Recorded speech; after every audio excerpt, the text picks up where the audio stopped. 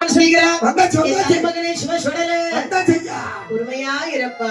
ஆனாலும் விட வேண்டாம் உடனே நீ பூலகம் போக வேண்டும் அப்படியாக அதிகப்படியான வரத்தை நான் உனக்கு தருகிறேன் என் அப்பனாகிய சிவசுடலை மாட சுவாமிக்கு பகவான் எப்படி வரம் கொடுக்கிற பாருங்க எப்படி எனக்கு வரம் எல்ல கேளையா சுடலை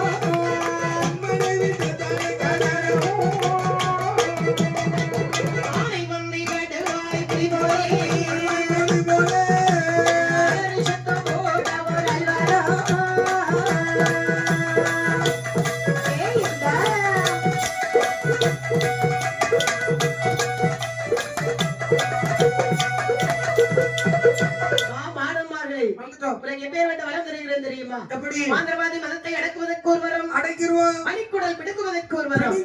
மந்திரக்காரனை தடம் தெரியாமல் ஆக்குவதற்கு அத்தசாம வேளையிலே அடகதவை தட்டுவதற்கு வரம் சரி ஆனந்த ஆதாளி போடக்கூடிய வரம் இப்படி எல்லாம் வரம் கொடுக்கக்கூடிய நேரம் சரி ஆண்டவன் சிவ சுடலை மாட சுவாமி கேட்கிறார் எப்படி எப்பா பகவானே என்ன வரங்கள் எல்லாம் எமக்கு போதாது வேற என்ன வேணும் இன்னும் என்ன வரங்கள் எல்லாம் வேணும் தெரியுமா என்ன போட்ட கரிதனிலே தாடாழ்வாய் போக வரும் கண்ணில தாடாழ்வாய் போக வரும் ஆரிய கொடுத்து ஆதாளி போட வரும் சுடுகாடு எவிட வேண்டி ஓட வரும் சட்டையிலே வைத்த மீன காலவாரி போட வரும் மூலிமா கட்டணத்தை மண்பொழுது ஏத்த வரும்